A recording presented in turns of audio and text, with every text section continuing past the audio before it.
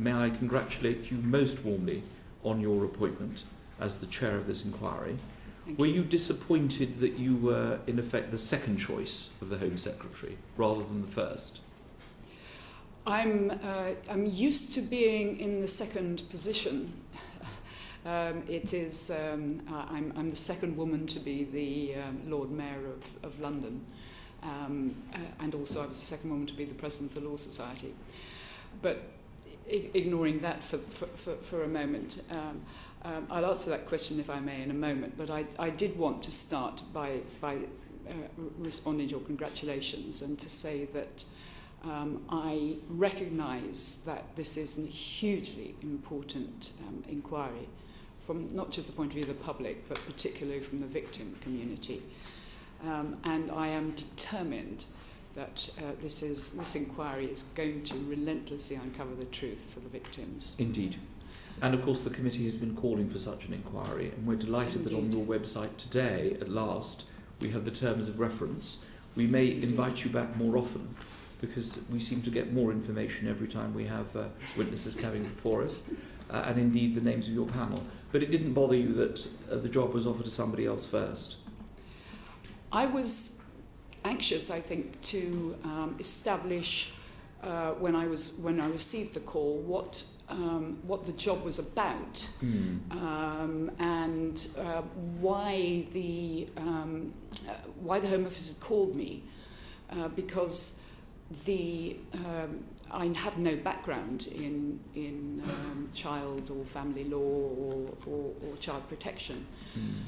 And it was very much a focus on the way in which the inquiry would be set up and run. I mean, the terms of reference... Yes, we'll come on to that in a second. Did the Home Secretary herself ring you and speak to you? No, somebody else in the Home Office. Have you met the Home Secretary? I have spoken to her 3 times on the phone over this, and I met her this morning. This morning? Yes. For the first time? Yes, but I had already met her previously in the Mansion House earlier this year. In your other capacity? In my other capacity. So you met her once this morning on this issue. Yes, but I did have 3 very detailed phone calls with her. Right. One relating to the appointment and the skill sets that would be needed on the panel. The second to go through names of the panel. And the third to go through what the written ministerial statement would say. Of course.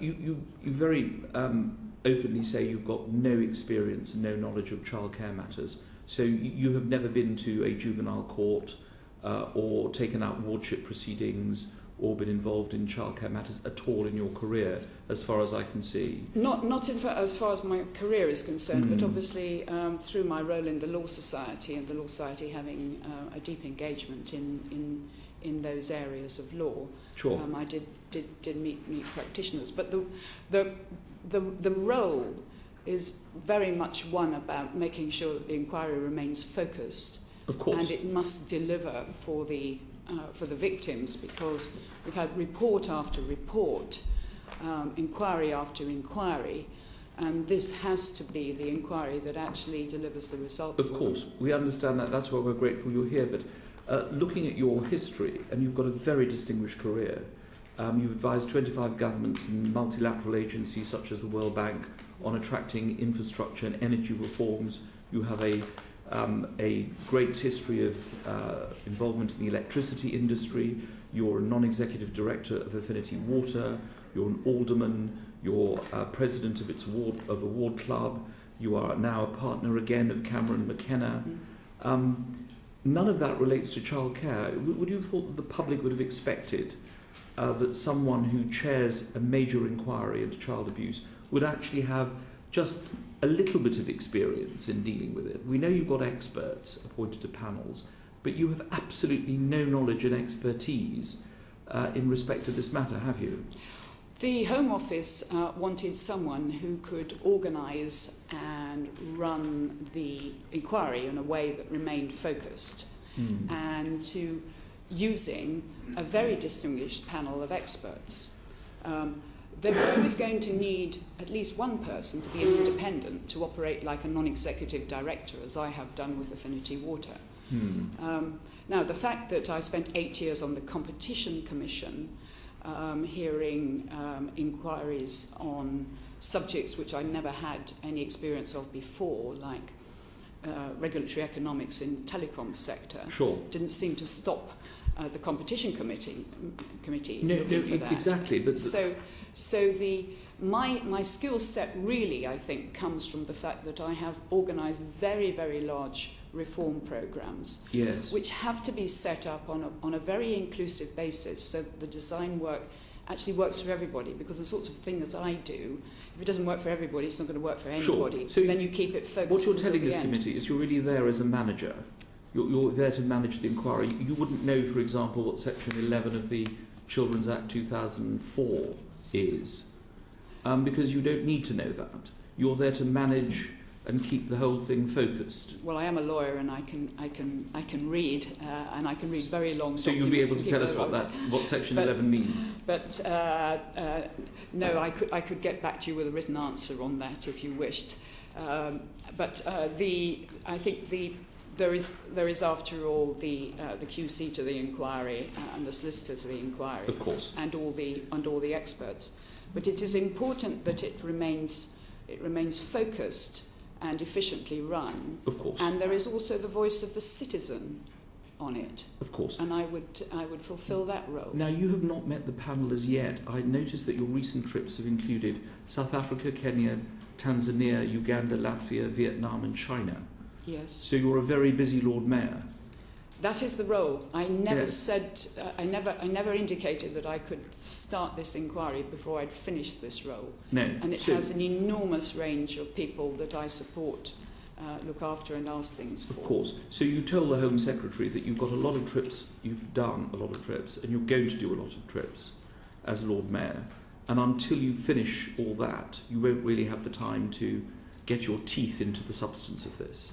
That was exactly what I said on the first phone call. And she accepted that there would be such a delay. But in the meantime, actually, we've done a great deal. But without you, because you've never met the panel, have you? I have spoken to the panel on the phone, each one of them. I did that on Saturday, and Professor Stevenson yesterday. So at least we have met on the phone. Finally, for me, but there was a lot to do. We had to agree the terms, develop the terms of reference, or to decide the skill set and find the panel. And then we all had to dig deep into a due diligence exercise and get the letters drafted. But you would understand the concern of the public, because the public are very concerned with this issue. Parliament is very concerned about this issue, that actually you've not had the time to sit down and meet the panel that's going to serve with you and provide the expertise in areas that you clearly don't possess, and you very openly said you don't possess this, enable you to fashion what this inquiry is going to do. This has not happened yet. You've not sat down with the panel and worked out your strategy. That's right. We have a date in the diary to do that the week of the 11th. I think it probably 11th be the 12th, of which month? The 12th of November. 12th of November. But in the meantime, I have been reading around in what spare time that I have done. And we're grateful for that. Finally, you wrote to the Home Secretary today a very long letter, which colleagues are also going to refer to. Specifically, there's a large section about your relationship with the former Home Secretary, Leon Britton, and his wife Diana. Why did you feel it necessary to pay so much attention to the number of dinner parties and other meetings you've had with the Brittons? Why was that? Why did you feel that was necessary? Well, I wanted to lay to rest any fears that I had a close association with Lord Britton. I mean, let's begin with reminding ourselves that this is an inquiry not about Lord Britton, but about hundreds of institutions and, frankly, thousands of systemic failures. But given that there was some speculation in the media and it was gathering traction on social media, I wanted to give it huge scrutiny. And as soon as I got back from Africa, sat down with the Home Office and the QC to the inquiry and explored this in enormous detail. I agree with you. It is a bit unusual to go to all that sort of detail to expose the dates of dinner parties when they're actually. The last one was 2.5 years ago, and those in my house, the last one was in February '09. But you've been very transparent. You've given us dates, apart from the menus themselves. You've told us how many people are attending. But That's you sat right. down and wrote this letter with a Home Office official. To the Home Office? Yeah, I wrote it to the Home Secretary. But did you have the support of the Home Office in writing this letter? Is that what you're telling us? No, it came from the draft started in the Mansion House. It was then sent to the QC and the Home Office. But isn't that a bit odd, with the greatest of respect?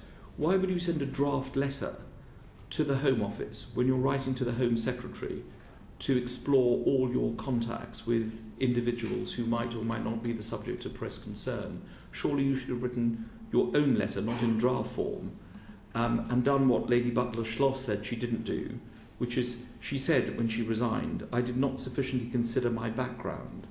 And this was, of course, 6.5 weeks after you were appointed. It does seem a little odd that you should have sent the draft to the Home Office first.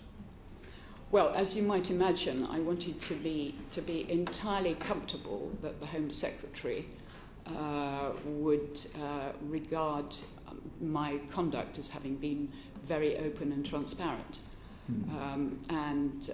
As a result of that letter, she has written back to me saying that she accepts that I don't have a close association with Lord Britain. Well, she could not do that if her own officials were helping you to draft it. She didn't have to do that at all. If her own officials, if the Home Office officials had helped you draft this letter, the Home Secretary is hardly going to write back and say, "I don't accept what you're saying." I think the real purpose of the sending the draft around was to make sure that the lawyers to the Home Office and the lawyer to the inquiry were absolutely satisfied that I met the test. In Section 9 of the Inquiry Act. And you don't think that test should have been met on the 5th of September when they offered you the job? Or you should have written to them before you actually said, I'm going to do the job? Because if they'd written back and said, sorry, we can't accept this, you are far too close to Lord and Lady Britain in his capacity as a former Home Secretary, you would have then resigned, presumably.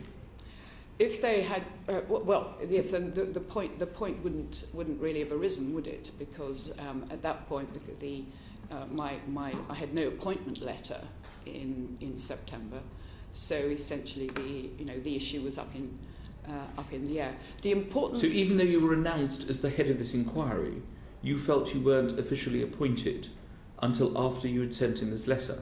It sounds very odd that I needed to settle the uncertainty created, particularly in the victim community mind, which is why I've gone the extra distance to make sure that I've dug out every possible connection of essentially, someone who is one of thousands of people that I know in the city. Of course. To make sure that it absolutely settles all the concerns that may be out there, not just with the Home Secretary. That's very helpful. David Winnick. If I may ask, did you know the Home Secretary before your appointment? Had you met with her? I had only met her in a city context. She had come to the Mansion House to deliver the Defence and Security lecture. I've met her, I'd say, really only in the context of my being the Lord Mayor or an alderman. I think I met her at a dinner in the Mansion House where she was a speaker at one point. But we're not personal friends. No. You were very frank in your letter, however much was discussed, as the Chair has been asking you, about dinner parties and the rest. Sorry, could somebody just give a tissue to Lady Woolf? To Mrs. Woolf? That's all right. Are you all right? Yes, fine. Not to worry.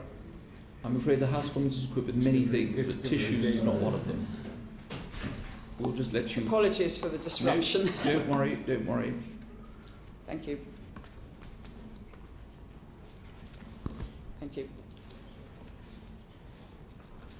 Right. Can we start that one again, You're all right, please? That's fine. Would you like to proceed? Could I just ask, in the same way, if you are have social relations with any member of the government, have been invited to dinner parties and the rest, any member of the cabinet? No, I don't think so. No, that's fine. As far as the abuse of children, has it come as any surprise to you the way in which, for example, the head of the National Crime Agency over the weekend said the numbers were so substantial? Did that come as a surprise to you?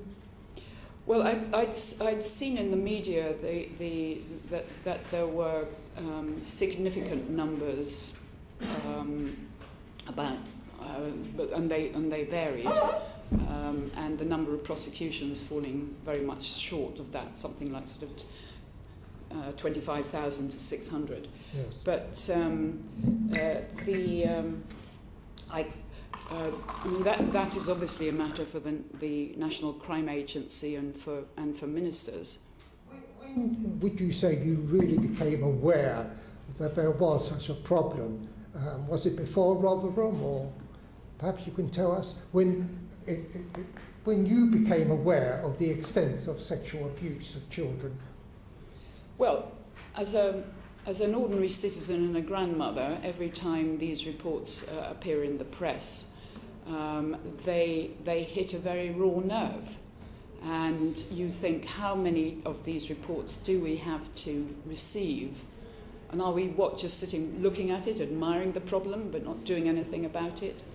I am determined that this inquiry is going to be the inquiry that makes the difference, that actually turns on the corner for the victim community, not just the existing victims, but we have to think about potential victims as well. We all worry about that.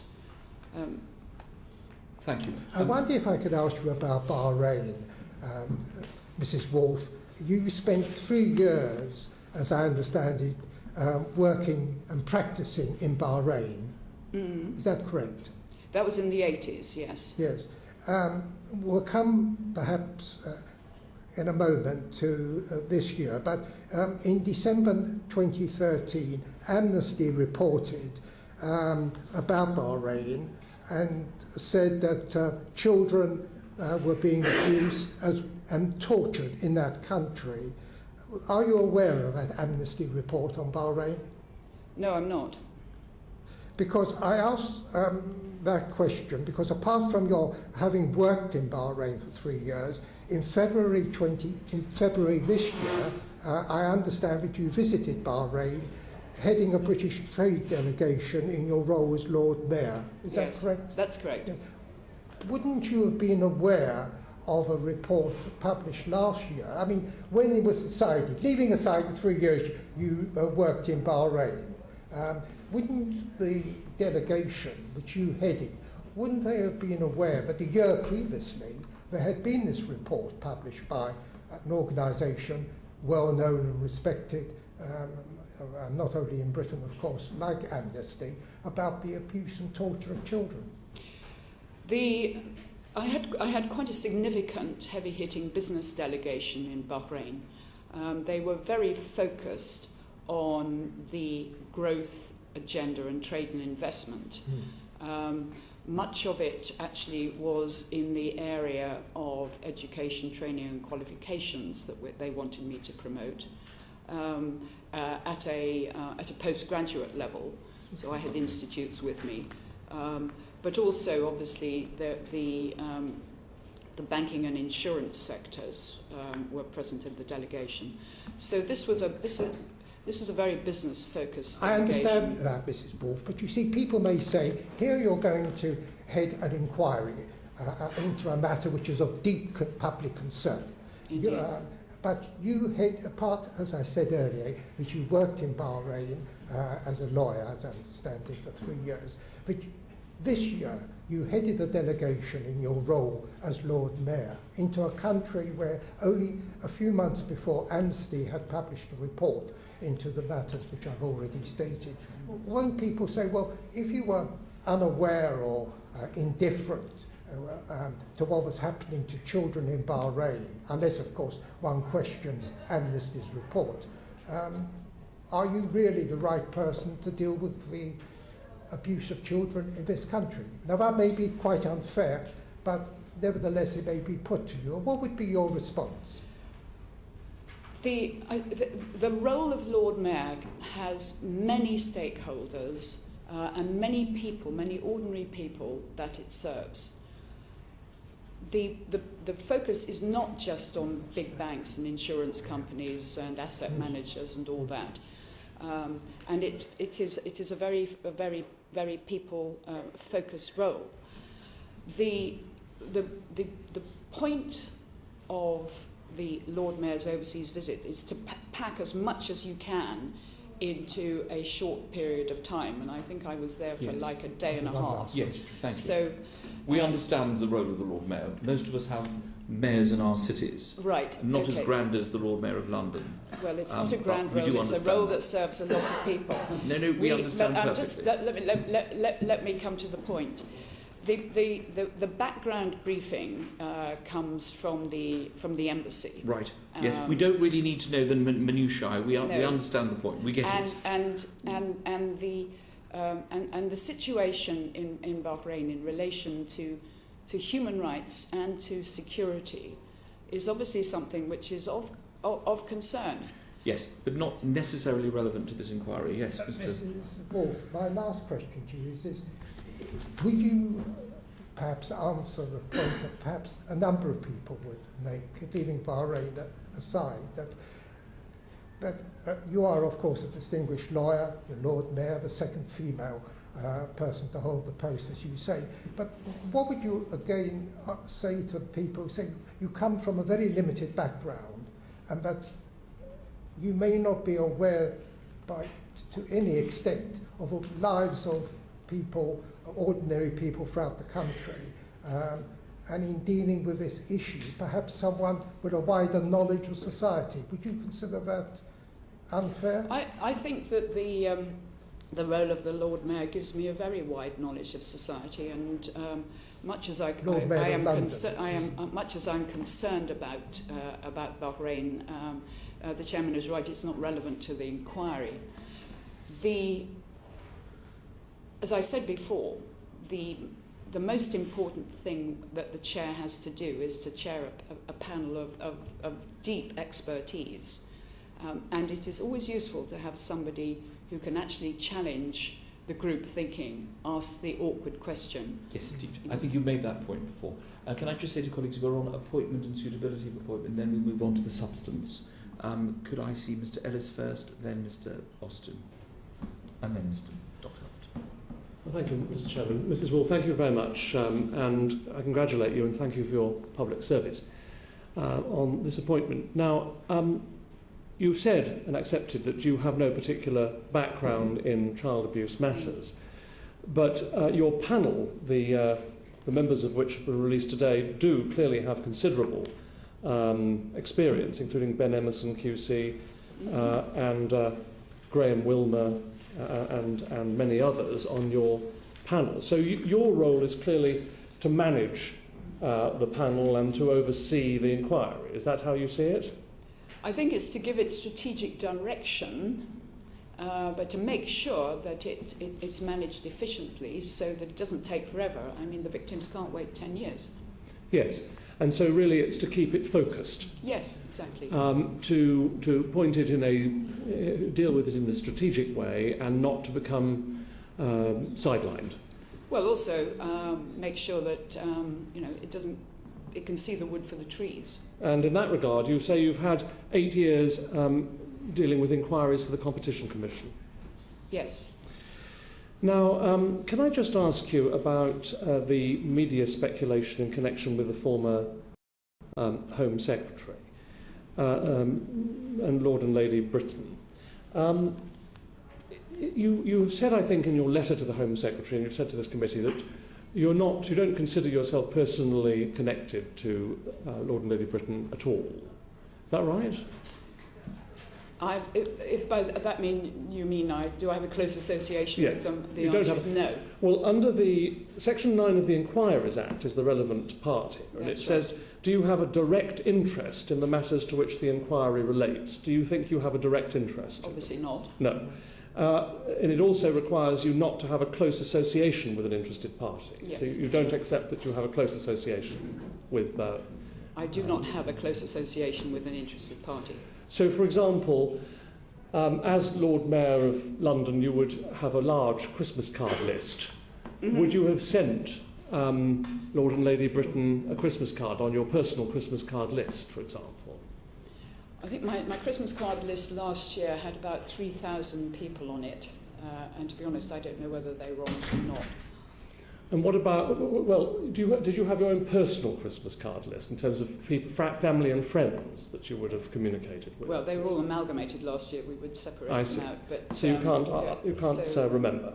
But would they have been on your mobile phone, for example? No, I don't. No. I don't. So there was not a close association to the extent that it was their names or numbers would have been on your phone or in your personal contacts. As far as the inquiry is concerned, do you consider that this is generally an inquiry? It's a very potentially wide scope inquiry. Mm-hmm. It's about systemic failures in our system. Is that how you see it?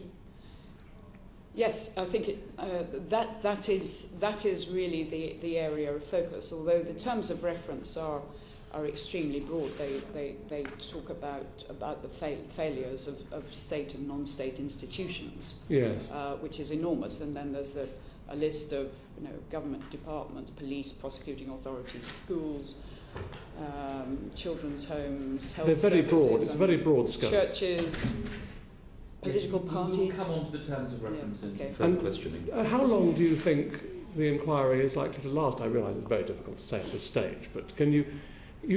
I was impressed with what you said about you're determined that this inquiry is the one that makes the difference, and I just want to sort of put you on the spot, if I may, and just sort of try and delve into that and ask you for some elaboration. How do you propose to go about this inquiry? What's your focus going to be? You're charged with keeping it in focus on very broad scope. How are you going to approach that?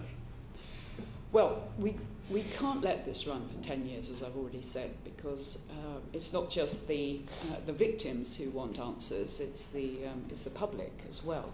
The public concern has risen enormously. So, having spoken to Ben Emerson, the QC, he cautioned against my guessing the timetable. But I've spoken with all the panellists about this issue, and we are charged with delivering an interim report at the end of March, which will be, I hope, at the end of a scoping and methodology exercise, where we lay it all out as to what we're going to do in what order. I also think that there is a scope for using a technique that the Competition Commission uses, which is to send out provisional findings and ask people to comment on them. Because that way I think you probably get a better decision. Very helpful. Thank you. The interim report you're telling this committee will come out at the end of March. Of course, yes, Parliament is prorogued on the 30th of March. Yes, so the first time that members of this House and our successor committee will be able to look at these findings will be after the 7th of May. Is that, do you think, satisfactory? Yes, I think it will be fine. You think it's perfectly satisfactory that Parliament can't question you on your interim report till the middle of May? Oh, I'm sorry, I thought you were talking about the committee commenting on that. No, I mean, it's a huge issue, obviously. Parliament is prorogued because we have fixed-term elections now. Yes. So if you publish at the end of March, there won't be a Parliament to question you on this. Well, this is simply what has been put in the terms of reference. Right. Or in the written ministerial statement. So, but presumably without your consent as chairman, because as chairman you would want Parliament to know your findings as soon as possible as chair. Well, the Home Secretary said that she was keen that an interim report should be laid before Parliament by the end of March. Right. That's Perhaps you didn't know that Parliament prorogues on the 30th. Maybe you could go back to your panel when you meet them and try and get a slightly earlier date to give this committee a chance to question you. Dr. Hubbard. Thank you very much, Chair. Can I come back to a couple of the things that you said earlier, which I found quite interesting? You talked about the role of the voice of the citizen and that you occupied that role. Do you think that the broader communities out there, the victims and other members of the general public, would see you as the voice of the citizen? I think you spoke about the victim community mind. Would the victim community mind think you were the voice of their voice? Well, we have on the panel two survivors. We have Sharon Evans and Graham Wilmer. But we will want to be talking to the victim community at an early stage.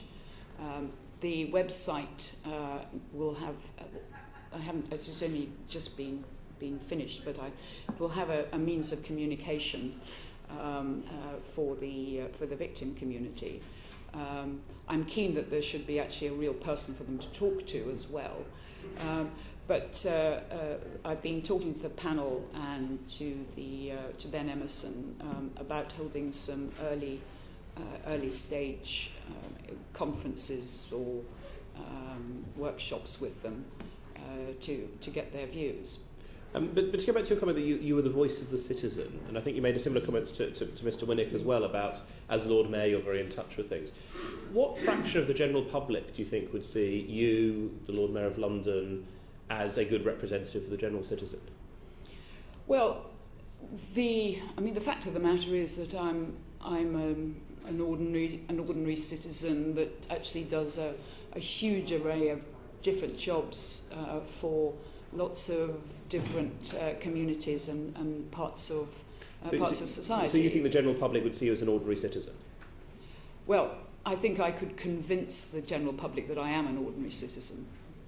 If they don't see it that way, I understand that the role of the Lord Mayor is perhaps not as well understood in some communities as it might be, put it that way.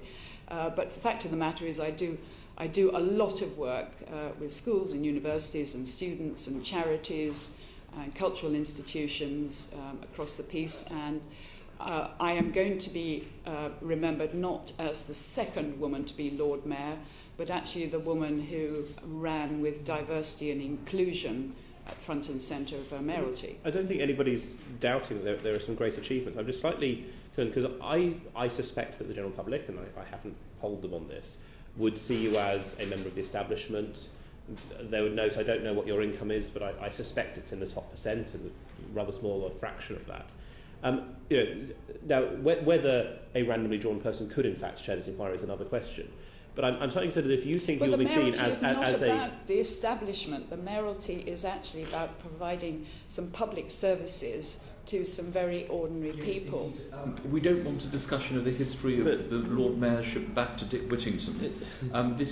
Could we relate the question specifically? My concern is how you see your role as being perceived as chair of this, because I'm genuinely concerned that if you believe the public will see you as an ordinary citizen in that role, and the public don't, that's setting up a problem which will come back in another 6 months, year, 2 years.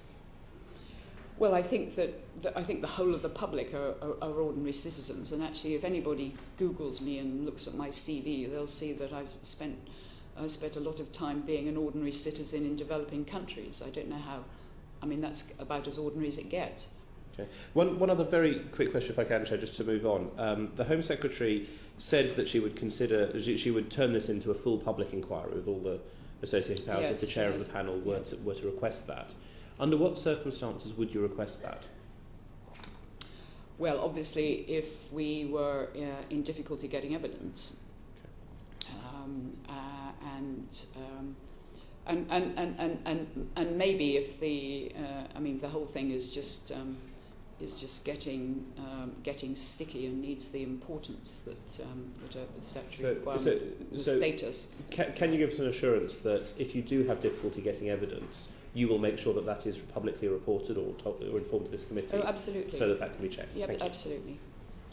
On timetable, in answer to Mr. Ellis, you said the interim report would be coming out at the end of March, and you didn't want the inquiry to last 10 years.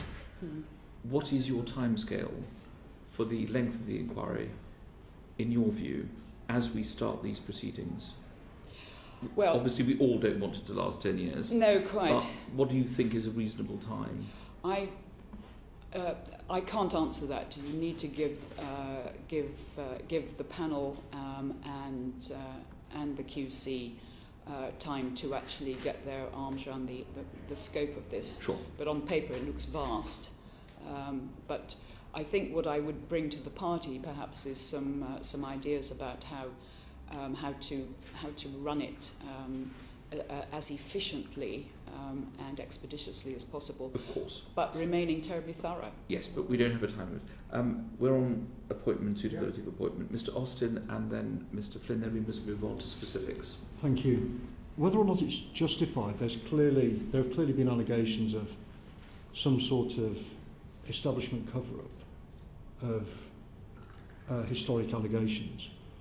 And given that, do you not think it would be better if this inquiry was not being chaired by somebody who many people would regard as a sort of member of that establishment? Well, I'm not a member of the establishment, and I've never been a member of any of the institutions, apart from a member of the City of London Corporation, which is a role where it's a very small. It takes care of a very small number of children, put it that way. So I begin with a denial of being a member of the establishment, depending on what you mean by that.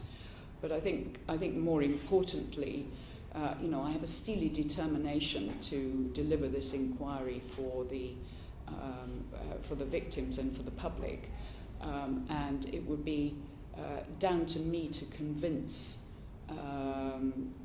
anybody of that determination. I'd be the last person to criticise you for the many things you've achieved in your career and the huge success that you've had. But I don't see why these inquiries always have to be chaired by somebody who would be regarded as, the sort of great and the good. I mean, whether or not you see yourself as part of the establishment, I think many people would see you in that category.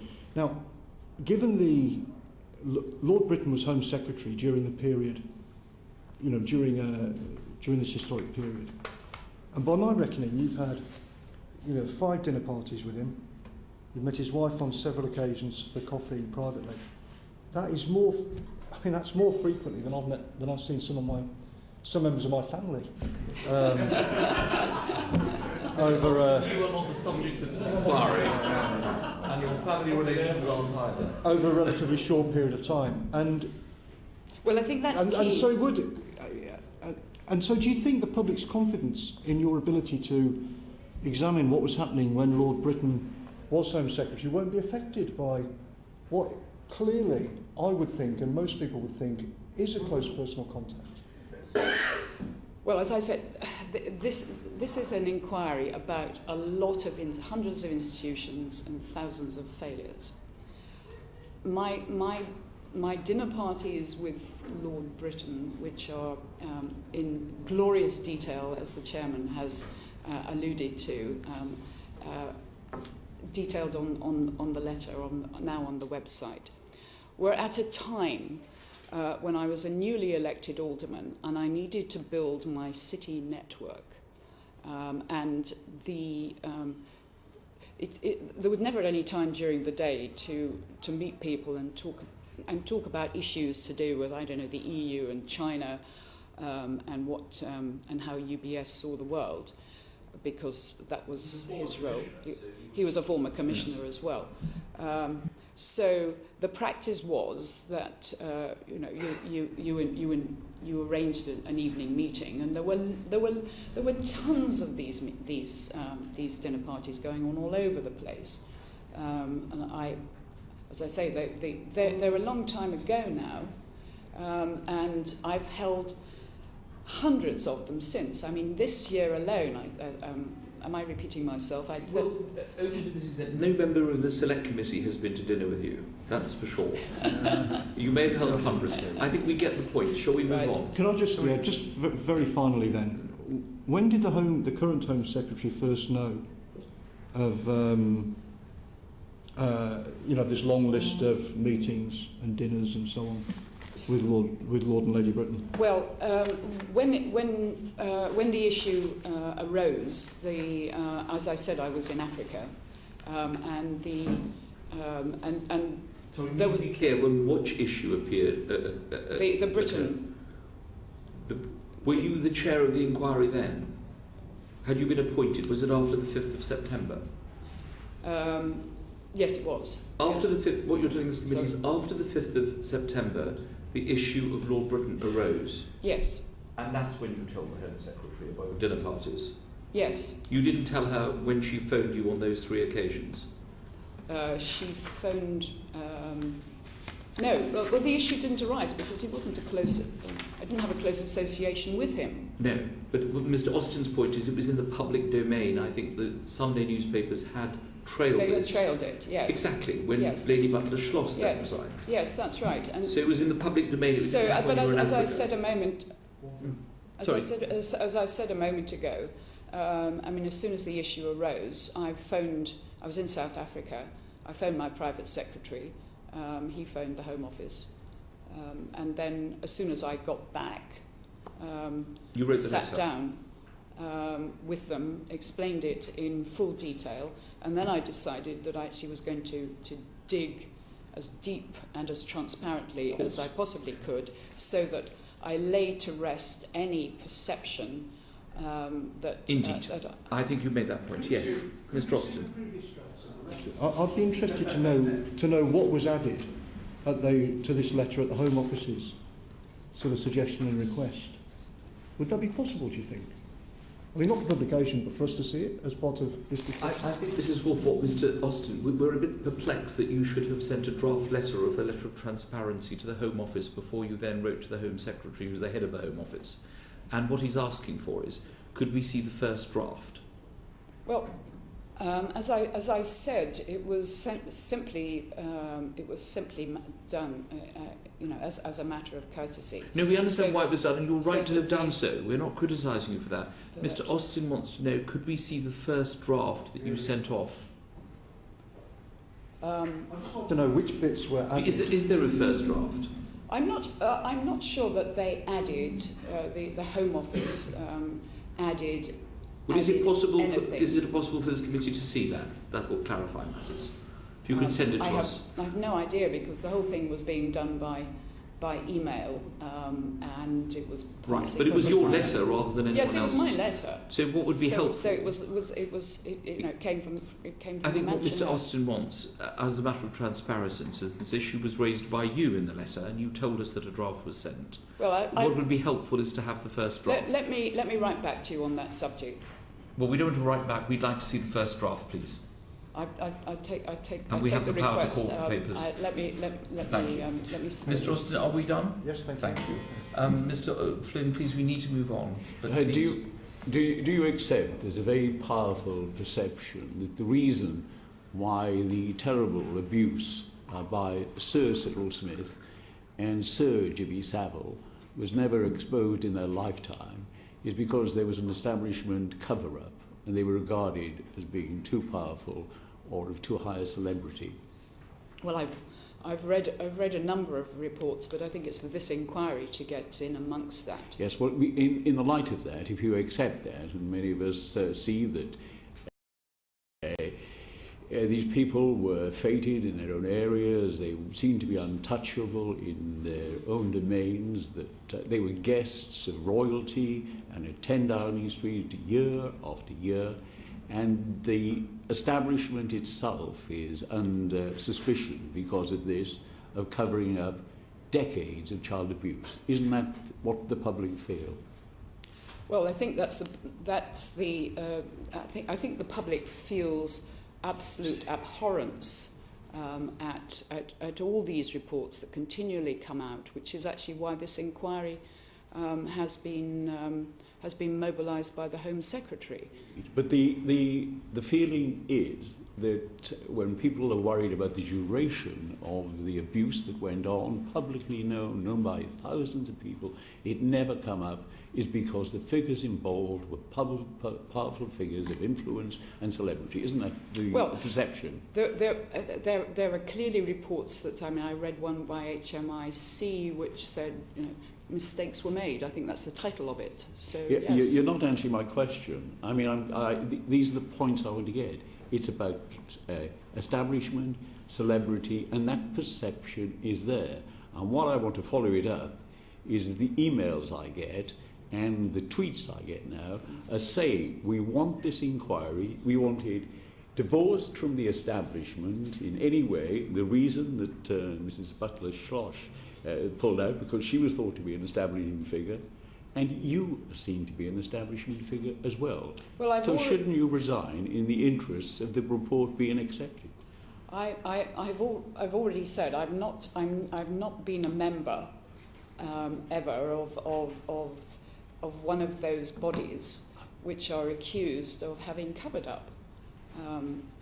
If I had been, I wouldn't have begun to be even thought of as being. No, but you appointed. are perceived, rightly or wrongly, and we can go into your background now, as a member of the establishment. You have cabinet ministers' wives. As I said, I don't accept that I am a member of the establishment. I think it's down to me to keep making the point and to communicate in a way with the victim community that I can do that. Do you believe that the perception is there, and it comes to us in the form of tweets and emails? People are saying, why have we got rid of one member of the establishment, and why are we having another member of the establishment judging the sins, if they are, of members of the establishment? I think that Mrs. Woolf is clear that she does not regard herself as being part of the establishment. No, but that's correct. Does she accept there's a public perception of it? But do you accept that there is a public perception that you may be, because of your history of corporate leadership, your presidency of the Law Society, and the fact that you are Lord Mayor of London? Well, the organisations that I belong to have never actually been in a position to cover things up. No, but that's very helpful. You haven't answered the question, I'm afraid. Well, do you accept it's the public perception that matters? You're predicating a question about do I accept this perception on a definition of the establishment, which I'm struggling with, because I think there's a perception of cover-up, and indeed there may well be evidence of it, but I'm asking myself by whom. Yes, Mrs. Well, we come on to the specifics. I think what Mr. Flynn is saying is you, of course, don't regard yourself as being part of the establishment, but do you believe that there is a perception that you may be because of the posts that you hold and the position that you've held so far? Like they may say, for example, that Mr. Flynn is a member of the establishment because he is a member of Parliament, the oldest club in the world. Yes, indeed. Would you accept that perception? Would you accept that perception about you? Or not? I can understand that there is that there'll be people who don't know what the Lord Mayor of London does. But as an ordinary solicitor in private practice, I really don't think I count as the establishment. Thank you. Let me just go through the 4 points that I think that we need to be, if you could write to us about this. Mm-hmm. First of all, the letter on the section on your appointment. Mm-hmm. The letter of transparency, we would like to see a copy of the first draft, if there is a first draft. We appreciate that you don't remember because of other things. We are concerned that you have not met the panel so far, and so we'd like you to write to us once you have met them, because we feel that after 6.5 weeks in office, you really ought to have met them by now. I know you've spoken to them. You would expect it to take some time to appoint the panel, after all, because you have to. Well, of course. So they really only have just been appointed. Exactly. Last week. So but we would like I thought I'd done quite well to ring them all up and have conversations with them all over the weekend, because when I had asked for an extension of time before meeting this committee, it was to do just what you mentioned. Yes, but Mrs. Woolf, it shouldn't be up to the diaries of the Select Committee and yourself to decide when you meet the panel. In normal circumstances, we would expect, and certainly in the 27 years I've been in this House, that when you appoint the chair of a major inquiry of this kind, the panel names are announced and the chair meets with the panel. But you have said you will do this on the 11th of November, and yes. Perhaps you can confirm that when that's happened. If you could also ally our concern about the time factor, that we can't really get going on this until you finish your term of Lord Mayor, which is a very, very important office, we understand, and you will need to reassure us on that. And finally, you've been very open about your lack of knowledge on childcare matters, but you've assured us very strongly that the people sitting on the panel have a lot of expertise, and we look forward, therefore, to having that information. I think the committee would like you to confirm all this, if you could, in writing, once you've had your first meeting with the panel. Okay. If it's very quick, Yes. Mr. Winnick, and not another set of You questions. said, Chair, that Bahrain doesn't come into the issue. I would simply, without repeating myself, would argue that in view of the amnesty report and the Lord Mayor's delegation, it does have a relevance, if I may say so. So could I ask if Mrs. Woolf would be able to tell us and write to us in due course if, when the preparations were made for the delegation to go to Bahrain earlier this year, if information was known to the Lord Mayor's department about the amnesty report? Mr. Winnick, the Lord Mayor has also visited South Africa, Kenya, Tanzania, Uganda, Latvia, Vietnam and China, where there are also human rights issues being raised, I think, in some of those countries. They don't want to start a war. I've been to 26 countries, and there are probably human rights issues in all of them. I think since Mr. Winnick specifically asks, if you could just, when you write to us, just give us a note on that, that would be And of course your extremely background, Bahrain, the 3 years you worked there, Mrs. Woolf. right. That's a very long time ago. Perhaps a little note on Bahrain would be helpful. Members of the committee do ask for things. Finally, I think Dr. Habit has one final question, then we really must move on, colleagues. Yeah, so just a purely factual thing, because I'm sure people will talk about it. I don't want to make more of it than it is, but are you connected to the Freemasons in any way, or anyone else close to you? No. Fine, thank you. Ellis has a quick question. I don't think, Mrs. Woolf, that particularly edifying the issues about your background, I don't think are what most people are focused on. If I may suggest, most people want a good result from this inquiry. They want you to get to work and get the right results for the victims, both past and present. And your social background, I don't think, is relevant or something that you can do anything about. But I want to just reinforce the importance that I attach, and I'm sure everybody else attaches, to you getting to work and doing a good job in dealing with the systemic failures of our system. Thank you. We all agree with that. Thank you, Mr. Ellis. Let us move on then to the substance. One of the main issues that the committee has been concerned with has been the 114 missing files that were announced had gone missing in the Home Office. A dossier had been passed by Geoffrey Dickens to the former Home Secretary, and nobody can locate these critical files. The Permanent Secretary, Mark Sedwell, set up an inquiry which was added to by the Home Secretary. Have you now seen a copy of the Wanless-Whittam report? I'm told that the report is with the Home Secretary. I haven't seen it. Would you like to see a copy, bearing in mind it does concern one of the issues that are very relevant to the work that you're doing? What on earth has happened to all these missing files? I am told that the inquiry will be receiving a copy, yes. Yeah.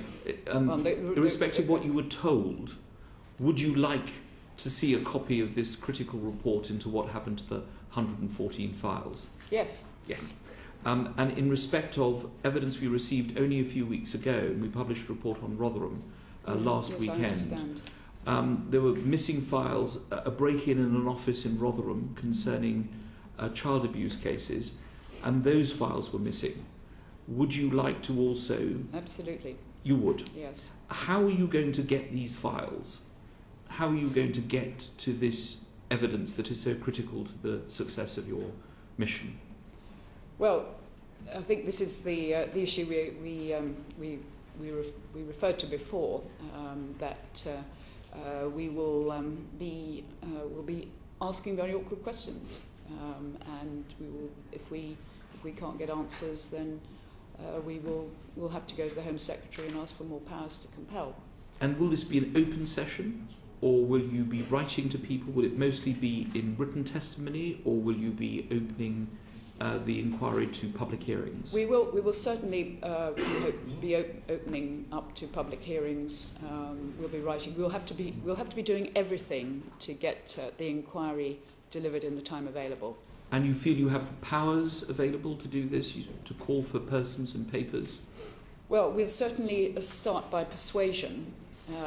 It is very much under the public gaze, as we all know. And if we can't do it by persuasion, then we'll have to look for powers to compel. And will you be sitting in one particular building when you have these open hearings, or will you be going around the country? For example, would you go to Rotherham to take evidence there? We certainly plan to go around the country, absolutely. So you might go to Rotherham? Yes. And where will you be based? Where will people come to you to give formal evidence? The Home Office is making office space available, but I think not in the Home Office, somewhere else. Right. So as yet we don't have a venue, but you hope to have a venue soon? Yes, indeed. And that will be able to receive witnesses? Unless somebody can. Yes. There's nods. There's nods. A nod from... I'm sorry, who is this your assistant? She is leading the inquiry secretariat. From the Home Office?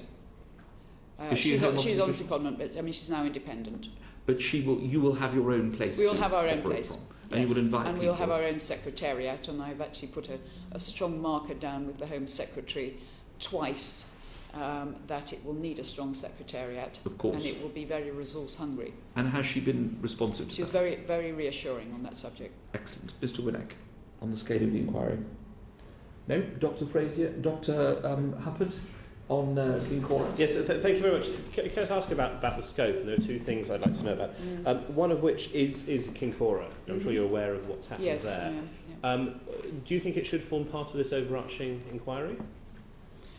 Well, I gather that Teresa Villiers has put up a written statement today saying that it will be part of the Hart inquiry. And the issue around the powers to compel evidence have, I gather, been resolved. Yes, unfortunately we don't have a copy. The Home Secretary does tend to announce things in the middle of sessions. Oh, right. Are you telling us something new? Yes. But my question wasn't about what's happened, but do you think it should be part of this overarching inquiry? Well, part of me thinks this inquiry is enormous anyway, and in common with most inquiries, it's limited to England and Wales because normally the devolved governments carry out their own inquiry. But it is a particularly troubling and terrible case, and we will certainly be watching it as it develops, because there will be things that this inquiry can learn.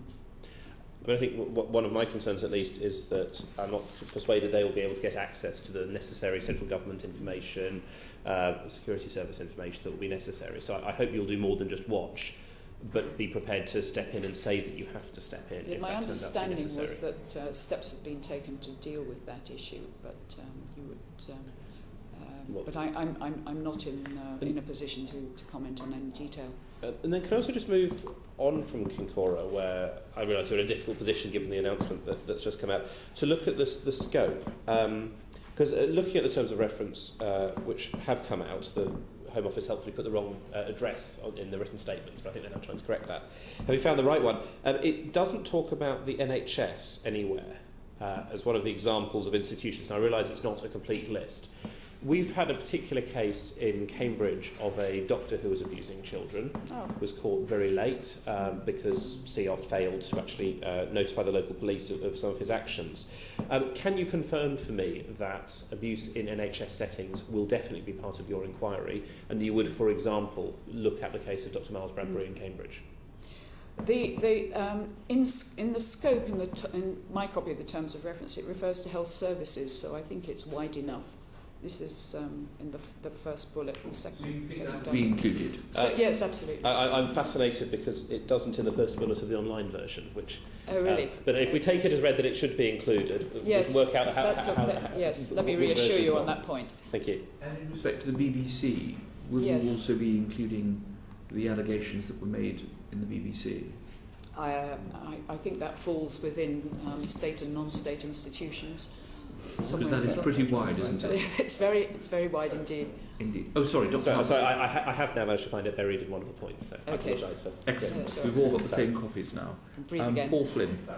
Will you be looking at the political situation? Because there have been allegations that political discipline was maintained in this House by turning a blind eye to abuse by members of Parliament. Well, the terms of reference in the scope talk about government departments, Parliament and ministers. So it sounds as though that is covered explicitly. I'm grateful to you, thank you. Mr. Austin? Oh, fine, thank you. Mr. Ellis? It doesn't sound like there's anything outside the scope of your inquiry, Mrs. Woolf. Is that right? That's right. That in itself may be a logistical problem, because clearly having any inquiry with such a broad scope is extremely, shall we say,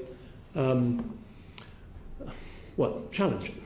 Indeed. But can I just ask you about the issue of transparency, because that's one thing I know everyone will be concerned about. It's vital that the inquiry addresses public concerns over the failings that have been exposed by appalling cases of organised and persistent child sex abuse that's been uncovered, much of it by the media, I might add. So how will you ensure that you communicate the findings of your inquiry in a transparent manner? Well, I think this inquiry is a long way from the sort of model where you have a single person carrying out an inquiry, sitting, receiving evidence, and at the end of it he writes a report, because it is so broad that the only way that we can actually run it efficiently and cover the ground thoroughly enough is to keep it very transparent. I mentioned interim reports, progress reports, public hearings, outreach meetings, road shows around the country, new types of communications. Might you consider holding hearings outside of London? Absolutely. And to which the public have access. Yes, indeed. And the media have access. And might you consider regular, perhaps quarterly reports or 3-monthly reports, something like that, even if they're short reports on progress being made? Yes, I think regular progress reports, when we've got something to report, absolutely. And as I said, I'm quite a fan of the technique of the Competition Commission that uses provisional findings as well and lets people comment on them. Thank you. Finally, in respect of those who sit on the panel, did you choose them or did the Home Secretary choose them? The way it worked was that we first consulted with Graham Wilmer and Barbara Hearn and Ben Emerson on the different skill sets and backgrounds that we needed. Then, as I was travelling at the time, and that was the very intense period, the three of them asked around for recommendations of people who would be appropriate to fill those skill sets. Right. Then the Home Secretary telephoned me, we talked through them. And did you have any names of your own that you wanted to put on? No, I didn't. You didn't have anyone Right. you liked? No. So these came from the Home Secretary having consulted the other three? Yes, I think it came from the other three. The other three to the Home Secretary. Because I'm looking at the list here, I just wonder, because one of the concerns, obviously, which has been also mentioned by Mr. Ellis, is the victims, the voice of the victims and the survivors. I'm looking at this list. There are a lot of people with CBs and OBs, and they've done well to get them. But I can't see which particular name would be someone who would be identified as the voice of the victim. Well, there are two of them. There's Graham Wilmer, who started the Lantern Project and has written books on the subject, one of which is highly recommended and will be my next book to read. And the other is Sharon Evans, who's she's a journalist, but she's also founder of the .com Children Foundation. Excellent. And she's a survivor. So you are happy with the panel? You don't want to add any names of your own? No, absolutely. I'm delighted with the panel. It's very strong, it's very varied. And having spoken to them all at some length on Saturday, they're also steely in their determination. As you are, and this committee wishes your committee of inquiry well in its endeavours, and we do hope that you will send us regular reports. We're a little concerned about the timescale of the interim report, because of course we won't have a parliament after the 30th of March, and perhaps we could pencil in the end of February as a suitable date for you to come and talk to the committee again. But if there's anything you need from this committee by way of assistance, since we have been one of those organisations that's called for the establishment of this inquiry, please feel free to write to us and let us know, as you did yesterday with so much information. We're extremely grateful. The best of luck. Well, thank you very much. Thank you for taking an interest, and I do want to urge everybody to get behind it, because I think then it has a chance of succeeding. Thank you very much. Thank you. Order, order.